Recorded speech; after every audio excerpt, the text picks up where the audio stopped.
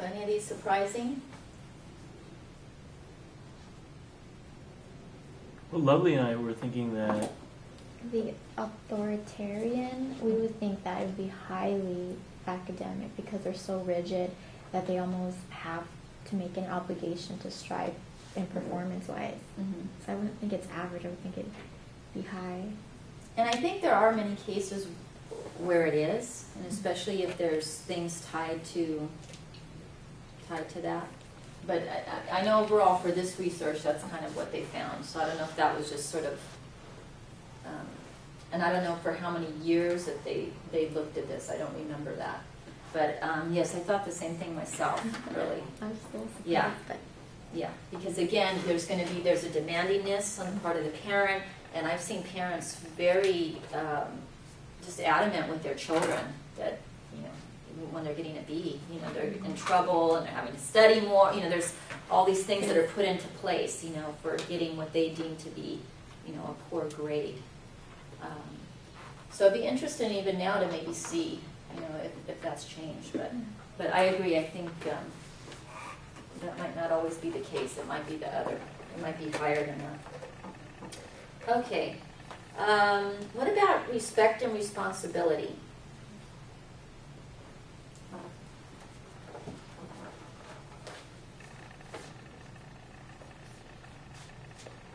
Okay, so as we know, this is going to be high on respect and responsibility.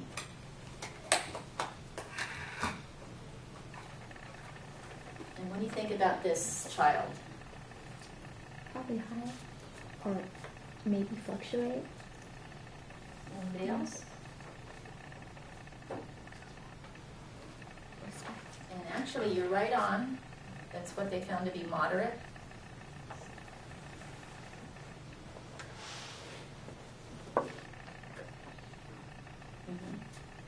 So they are doing what they need to do, don't always like it, right, and maybe aren't always respectful of it. And again, they're not being treated with respect there on the other end.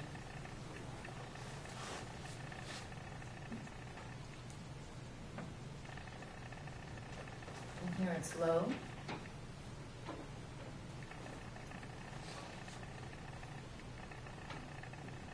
And what do you think on permissive?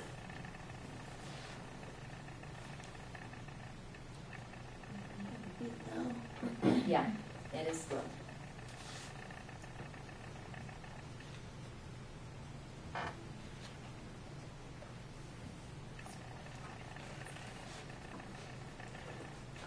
Okay. I think we got almost all of them. This one kind of ties into that, conduct problems. Right? So behavior problems, and we do see some kids that really have just a lot of conduct problems, and they're kicked out of school, bully other kids, you know, a whole host of things that keep following them, end up sometimes being incarcerated, right? Okay. So we definitely know here, right, that the uninvolved, unengaged parent that we'll tend to see more conduct problems in that area.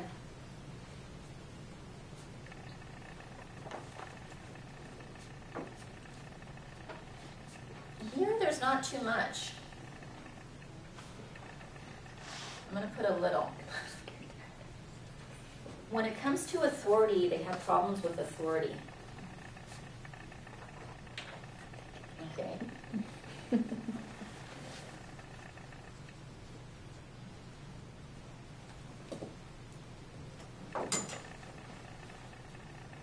So if they have someone, again, who maybe has the same style, they may have some reaction to that. And you know, if you ever meet people that talk about their parents and you start thinking, oh, wow, you know, like getting a picture of it, so, you know, sometimes you'll see some of the patterns with this. You know, I've seen with some people that I've met where they tend to have parents that have had more of a you know, authoritarian style, and definitely more, like I call it, more of a military style. You know, you just kind of fall in line, you don't ask questions.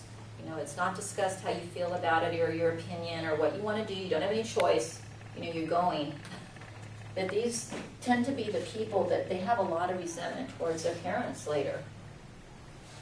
a lot of ill feelings toward their parents. So,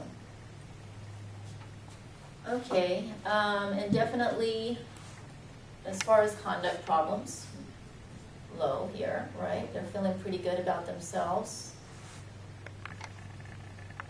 Have pretty good coping mechanisms. And what about permissive? What's going to happen when they get in the real world? You don't get what you want, right? They're going to run into walls every which way, so there's going to be a lot of problems, right? So they're high on conduct problems. And I'm sure you've been parents where it's like, a lot of overindulgent with the children and not very much limit setting and then rewarding wrong behavior, and it's just a large package of just very permissive, allowing them to do things that they really shouldn't be doing, and over and over and over. And so that's the message here, is that you know, if you choose to do it, you can do it, kind of thing. Okay, well, I just want you to get a sense of what's been done in the area, okay, is they've looked at the parenting styles, identified them, and then they've gone on to look at these different elements and see how they factor in with these. Okay.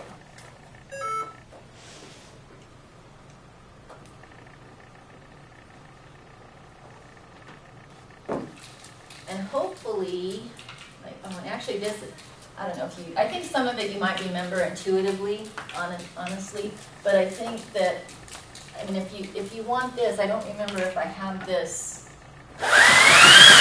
available separately, because we did it together, and the other training as well, so it's not on here, but the outcomes themselves are.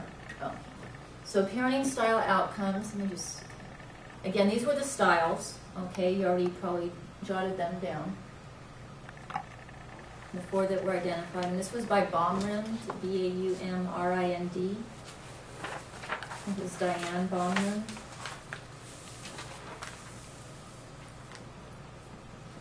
So it's still pretty much largely used in the parenting education that's out there in workshops and any kind of curriculum you see, they tend to talk about parenting styles. And so overall, the overarching one that, again, that we want to emphasize is more of a positive parenting. Again, there's cultural elements with all of this, and that's not something that's in here. It's really overall, again, on those 2 domains that she looked at, with the nurturing and the warmth, and then putting in some rules and structure. Okay, and then the outcomes that we considered on each of them.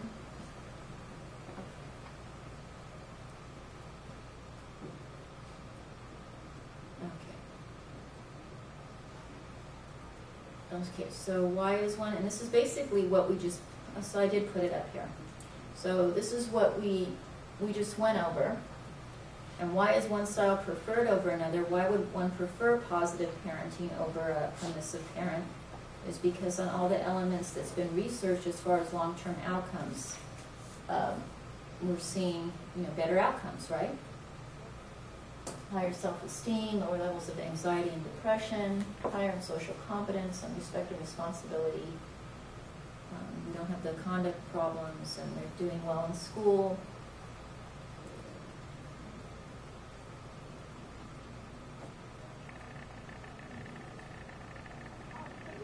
Okay, and permissive, although they felt pretty good about themselves, but again,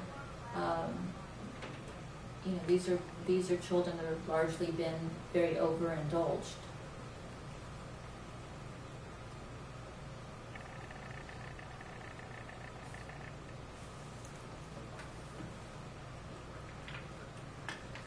It's easy to sometimes get the 2 mixed up, authoritative and authoritarian.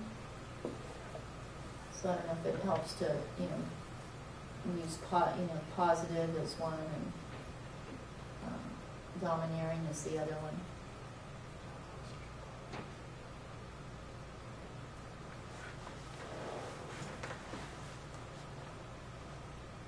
And engage, as we said, is probably the one that we're going to get the most negative outcomes across the board on everything.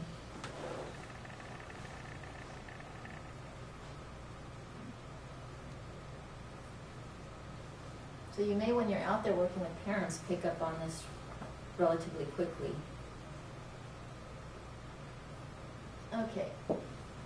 Now we're going to talk about some promoting positive parenting to enhance development. So sort of shifting from the parenting styles, but what are some ways we can actually enhance development of the child? And we went through those different domains of development. So for a child under 1 year, talking to your child, so even though they're not able to verbalize, right? Well, they may be doing coos and different repetitive sounds and things like that. So, but definitely talking to them is very helpful. We want to encourage parents to do that. And definitely want to reciprocate. So when the child's making a sound, you know that you're responding back to that. And singing to the child, playing music for the child. And just providing a lot of attention and nurturing.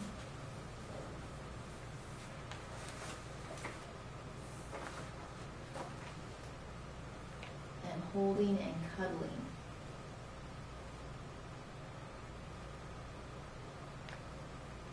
And it doesn't mean that holding and cuddling is spoiling your child. You know, some people think that that's spoiling your child somehow.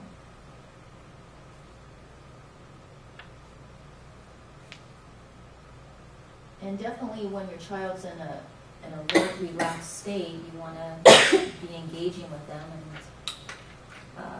you know, some parents do this pretty readily. In fact, any chance they have, they want to engage with them. But there's others that just kind of go about doing their housework or doing other things and don't really interact. It's a little infant, so it doesn't occur to them to do that.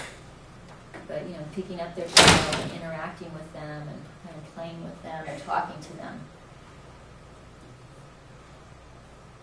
And for toddlers now over 1, so that 1 to 2 age range, recommend reading.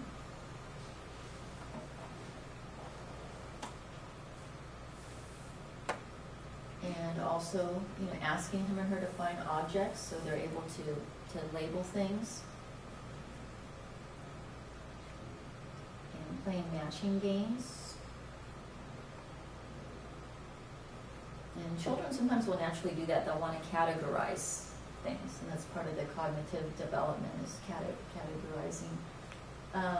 Encouraging him or her to explore and try new things. Remember we talked about that initiative versus guilt.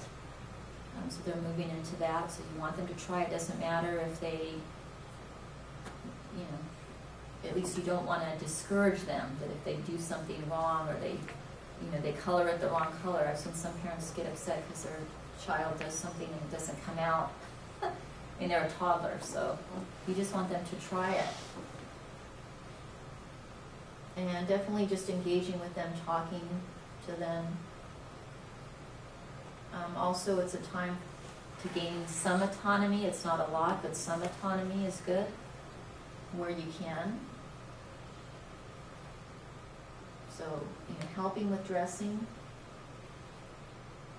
But, you know, you're largely wanting to encourage them that, you know, they can also be doing it. And just exposure to different environments.